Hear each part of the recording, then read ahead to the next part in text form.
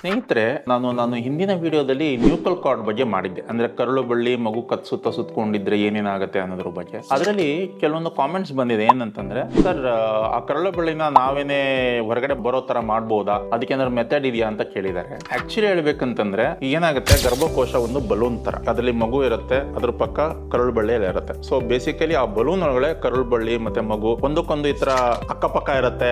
ಕೆಲವು ಸಲ ಎಂಟ್ಯಾಂಗಲ್ ಆಗ್ತಾ ಇರುತ್ತೆ, ಕೆಲವು ಸಲ ಮಗು ಸುತ್ತಕೊಳ್ಳುತ್ತೆ, ಕೆಲವೊಂದ್ಸಲ ಹೊರಗಡೆ ಬರ್ಬೋದು. ಸೊ ನ್ಯಾಚುರಲ್ ಆಗಿ ಅದು ಹೊರಗಡೆ ಬಂದ್ರೇನೆ ಬರೋಕ್ಕಾಗತ್ತೆ. ಅದರ್ವೈಸ್ ನಾವು ಏನೋ ಒಂದು ಮೆಥಡ್ ಮಾಡಿ, ಇಲ್ಲ ಇನ್ನೇ ಯಾವ್ದೋ ಮೆಡಿಕೇಶನ್ ಇಂದ ಅಥವಾ ಇನ್ನೇನೋ ಒಂದು ಎಕ್ಸರ್ಸೈಸ್ ಮಾಡಿ ಅದನ್ನ ಮಾಡೋಕ್ ಆಗಲ್ಲ. ಯಾಕಂದ್ರೆ ನಾನು ಮೊನ್ನೆ ಒಂದು ಯೂಟ್ಯೂಬ್ ಚಾನಲ್ ನೋಡ್ತಾ ಇದ್ದೆ. ಅದರಲ್ಲಿ ಒಂದು ಲೇಡಿ ಟಿಪ್ಸ್ ಕೊಡ್ತಾ ಇದ್ರು. ಕರಳು ಬಳ್ಳಿ ಅಥವಾ ನ್ಯೂಕಲ್ ಕಾರ್ಡ್ ನ ತೆಗಿಯೋಕೆ ಹೊರಗಡೆಯಿಂದ ನಾವು ಕೆಲವೊಂದು ಎಕ್ಸರ್ಸೈಸ್ ಮಾಡಿದ್ರೆ ಅದು ಬಂದ್ಬಿಡತ್ತೆ ಅಂತ. ಸ್ನೇಹಿತರೆ, ಇದೆಲ್ಲ ತುಂಬಾ ತಪ್ಪು. Actually this is not correct. ನಾವ್ ಏನೇ ಮಾಡಿದ್ರು ಅದು ಬರೋದಿಲ್ಲ. ಅದು ನ್ಯಾಚುರಲ್ ಆಗಿ ಅದು ಒಂದೇ ಸ್ಯಾಕಲ್ಲಿ ಎರಡೂ ಇರೋದ್ರಿಂದ ಕೆಲವೊಂದ್ಸಲ ಬರ್ತಾ ಇರುತ್ತೆ, ಮತ್ತೆ ಸುತ್ಕೊಳ್ತಾ ಇರುತ್ತೆ. This all natural process. ಅದರಿಂದ ಏನು ಕಾಂಪ್ಲಿಕೇಶನ್ಸ್ ಆಗಲ್ಲ, ಏನು ಎದುರುಕೋಬೇಡಿ. And it's quite normal and it's quite common. Okay, ಈ ಕ್ಲಾರಿಟಿ ಇರಲಿ. ಆಕ್ಚುಲಿ ಯಾಕಂದ್ರೆ ನಾನು ಕೆಲವೊಂದು ಯೂಟ್ಯೂಬ್ಸ್ ನೋಡಿದೀನಿ, ಅವ್ರು ಏನೇನೋ ಟಿಪ್ಸ್ ಕೊಡ್ತಾ ಇರ್ತಾರೆ. ಸೊ ಆ ತಪ್ಪು ಕಲ್ಪನೆನ ನೀವು ಹೋಗಿಸ್ಬೇಕು ಅಂತಂದ್ರೆ ಈ ವಿಡಿಯೋನ ನಿಮ್ ಫ್ರೆಂಡ್ಸ್ಗೆ ಶೇರ್ ಮಾಡಬೇಕಾಗತ್ತೆ. ಸೊ ನಮ್ಮ ಚಾನೆಲ್ನ ಸಬ್ಸ್ಕ್ರೈಬ್ ಮಾಡಿ ಅಂಡ್ ನಮ್ಮನ್ನ ಸಪೋರ್ಟ್ ಮಾಡಿ. Thank you.